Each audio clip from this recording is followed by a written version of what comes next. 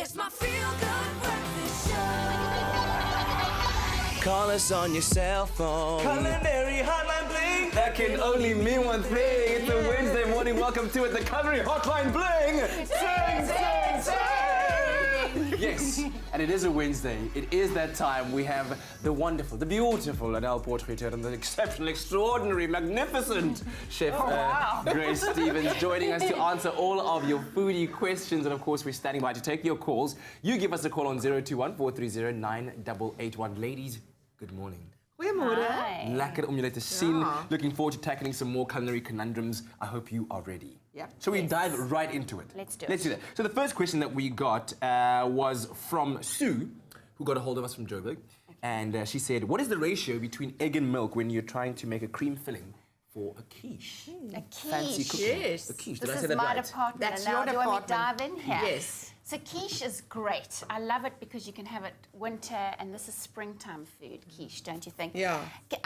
It's always a good ratio is you have to have half a cup of dairy. So you can either use milk and cream or use a little bit of both. Okay. And it's one large egg. So half a cup of dairy or one large egg. Now, I stand in the shops. Now, is it a large ARD or what is a large Yeah, egg? exactly. What is How a do you large define? Well, egg? usually So 50 grams. the About boxes 50 say. grams, yeah. It's about the 50 grams, Yeah. the large eggs. Yeah. Okay, but then you look at the egg, it doesn't say 50 grams. Do you weigh it? So, yeah, you just ask On it. the box. Oh, it's on the box. Yeah, it says, you know, if you got the one without the box, throw it away. It's probably not good for you. So there, simple and easy as you like it over there. Then Glenda Robinson Claassen got a hold of us on Facebook and asked a question about lasagna, saying, is the G in lasagna silent? No, that is not the question. The question was actually, how do you prevent lasagna sheets from sticking to each other?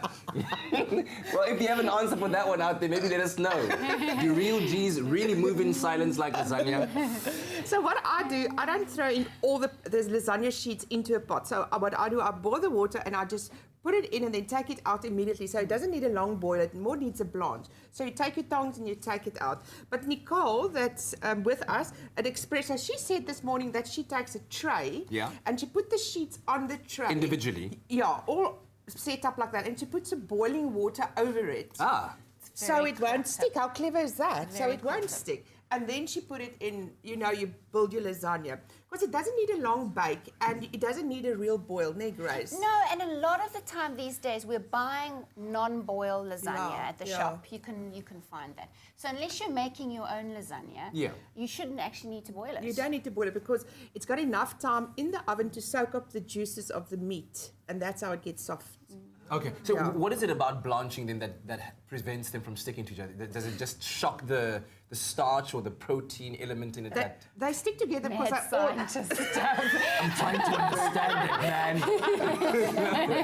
when you put a few in, they are going to stick together. Yes. So you do it one by one, one by one. And that's why they won't stick together. It's set een op 'n slag.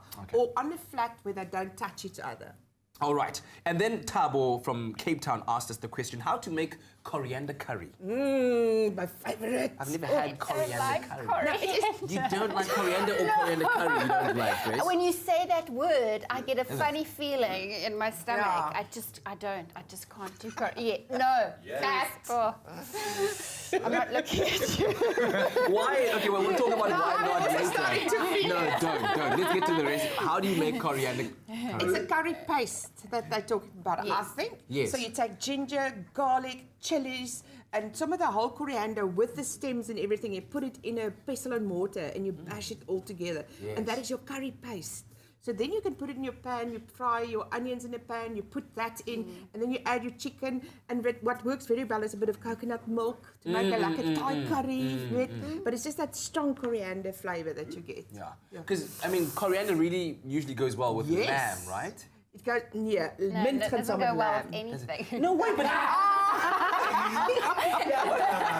Casey, who hurt you?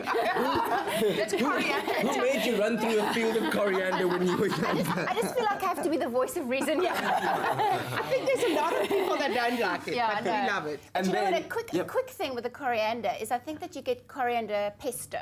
Yes. And that's a quick way just to add some Yeah. coriander If you're not paste looking to go through the trouble of everything that Anel just described. Because sometimes you just want a curry and you want to do it quickly. But Yeah. So, yeah, that's just an Curry in a alternative. hurry. Alrighty. Then Gregory Kaya asked on Facebook, probably a question that's been asked a lot of times, but we can't repeat it enough. How to make muffins? He's struggling making his muffins. I don't know if they're soggy at the bottom or whether they're just not firming up like they should. How do we help Gregory? Do not fear, Gregory. Yes. I am here. What is that? It's called flavored muffin mix. Tasco's flavors. It's done. It's ready. It's All ready. together. So all you do is you take your oil, 2 of those large eggs, Yes. you mix it all together with a bit of milk. Ek gaan vir jou wys hoe maak 'n muffin. Your friends don't have to know that Oh, no. Sasko helped you out and I the mix know. was already ready And the when thing you were is, ready. with this wonderful mix, if you want to make like a blueberry muffin, you just add blueberries. If you want to make a chocolate muffin, you add chocolate pieces or coffee. In the Did you just say coffee? yeah, you can add Yes, coffee coffee muffins. Oh. And just gonna make. And daar het jy dit. That's how you make muffins. Graham just said all coriander. You could add that to the muffin. Add some coriander. All right, so simple as that. Yeah. Pop it into your pan. That's Yes. greased up a little bit, right? Yes. Yes. And or then- do muffin liners. That's always nice because then you can pop them into lunch boxes as there well. you They're easy. There we go. Simple as you And like. what's nice is all the instructions in the back of the packet here, so that it's easy as peasy. What are we doing with that over there? Is that? Oh, that's another This question. is for another question. That's for another question. Well, that's coming up on the Culinary Hotline. Bling! Ching, ching, ching! It's my feel-good breakfast show. Call us on your cell phone. Culinary Hotline Bling. That can only mean one thing. Give us a call, 0214309881 for the Culinary Hotline. Bling! Sing, sing, sing! Taking all of your calls. Cynthia is on the line. Good morning, Cynthia. Hello, Cynthia. Hello? Cynthia, hello. Hello. Ah, is it Cynthia speaking? Hello. Hi, Cynthia. How are you doing this morning? I want to find out how do you make the pasta for lasagna? How do you make? Okay. Pasta for the lasagna. The pasta for the sheets. lasagna. Yes, The pasta yes, for the lasagna. Okay. yes. All right. So is it okay? Let's quickly address that question. Yeah, so it's just flour. Flour. With egg. That's Yeah. it. And you mix it into a strong consistency, so it's in a stable bowl. Yes. Stable. This. Yes. Exactly. Yeah. And then you put it in the fridge to rest. That's very important. Mm-hmm. And then with a pasta machine, on the one setting, you roll it out into a flat, long sheet. Yes. And that's it. Yeah. And if you Excellent. don't have the pasta machine, you can it uitroll. Cut it first into smaller balls and then roll them out. Yeah. thinly. As simple as It's that. just Just flour like and that. egg. Yeah. I've tried to make my own pasta before, and it turned out to be quite successful. It's one of the Delicious. most gratifying processes ever to, at the end of the day, come out. And it cooks quickly as well once you've made it. It's like 1 minute. Ek bedoel is baie And vinnig. great to do with kids. Great to Yes. do Yeah. with kids. Lovely Just activity a with different kids. taste. It's delicious. Just make sure bath time is Stunning. ready after that. Oh, 'cause there's flour absolutely. everywhere. Not your kids. Okay. A little bit small for that. All right, let's go to a question that came through from Pat, who called us, and she says when she fries her liver, the liver, the flour sticks to the pan. Why is that? Why does the flour stick to the pan when she fries liver? I don't think it's her liver. I think it's Yeah. the liver of a calf or something. Otherwise, we have a medical Tuesday question to ask Dr. Darren Green. The big secret with liver is the pan has to be very hot. There needs to be enough oil in the pan, and it's just flash fry. Yes. Yeah. So, but flour normally stick, but you have to have enough oil, and then a non-stick pan. you know. Okay. And then she must try not to use flour. A lot of time you just soak your liver for about a few hours. In Soak it milk. in milk? In milk. And to get all the toxins and the flavor, and it makes it all juicy. And then you cut them thinly, and it's really just a flash fry. Okay. And yeah. Fantastic. All right, there you have it. Thank you very much for that question, Pat. Then, Moray Adams on Facebook says, how do I keep batter sticking to fish or calamari when deep frying it instead of it falling off and floating above the oil? That must be very frustrating, especially when you're making fish that cooks so quickly, and then to not have that crumb stick to it like you want to, right? You want the batter to actually protect that nice, fine flesh of your fish. So it's quite important that it insulates it from the hot oil. So it is key that it sticks there. So, Yeah, what I would suggest is like with calamari or something like that, put some flour in a bag and skid it. Yeah. really? The calamari in the bag. Yeah. So you first coat the calamari with a bit of flour. Because Yeah. the batter needs something to stick Hold to. on to, hold yeah. on to. And then quickly through the batter and in the deep fryer. Any other suggestions? Now that's a good tip, and also I think that if your fish or your calamari is too wet before you pop it in the flour, that's gonna just make it slide off. So just tap it with some kitchen towel, just make sure that it's nice and dry. Dry. Yeah. Okay. Yeah. All right. Excellent. We've got a caller on the line right now. I believe it's Maureen. Maureen from Durban. Good morning. Good morning. Lovely to have you on the line, Maureen. Welcome to the Culinary Hotline playing. Zing, zing, you. zing. Yes. Okay. What is your culinary conundrum? I'd like to know what flour I can use to make Yorkshire pudding. The flour to use when you're making Yorkshire pudding.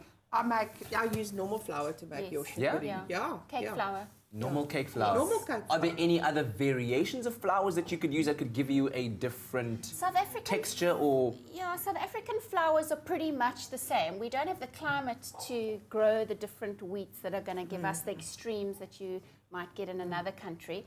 But no, I mean, normal cake flour is spot on. Perfect. All right, simple as that. Do try it, Maureen, and let us know how your Yorkshire pudding comes out. Send it to us on our I Facebook. find Or... it sweet. I beg your pardon, ma'am? I've used cake flour, but I find the flour sweet. Oh, this Really? Not the same as plain flour. That's very interesting. So- It's not supposedly to be sweet because you're not adding any sugar to your batter. It's a very thin batter. And I haven't tried it with almond flour or anything like that. No, Have you? neither So have I, yeah, no. yeah. So maybe that as an alternative then, Yeah. and see how Yeah, it works it works out. out. Yeah. Yeah. Okay, and maybe it could also be a factor of other ingredients that are being added that Exactly. when exposed to heat or when mixing with other ingredients Yeah. do kind of release those Yeah. fructose, if you will. Exactly. It's dextrose. Yes, dextrose in baking is what they call it. All right, then Sharma Naidu says, can cottage cheese be used with icing sugar butter to make your icing for carrot cake? Stunning question. You answer that. It's your Okay, so department. so my department. So I would not use cottage cheese. It doesn't have enough fat in it, so it's quite loose, and it's not going to have the body that you want for when you want to fill your cakes. So I would say no. But if your hubby's dashed out on the mission to Yes. to get cream cheese, and he brings you home cottage cheese, add You a send him pinch. back. No. Okay, you don't send him No, you don't. It's a nightmare out there in supermarkets. So, you know what, at a pinch, cottage cheese, you can do it. I would just add a little bit more butter to it so you can balance your fat content there. Yeah, the thing is, the difference between cottage cheese and cream cheese is you use low-fat or fat-free milk for cottage cheese. And for cream cheese, you use like full cream. And you need that full cream for a beautiful frosting. Yes, a nice firm body to your frosting, yeah. Thank you very much for all of your questions. Thank you very much, ladies. We'll do this again next week on the Culinary Hotline playing Ting Ting Ting.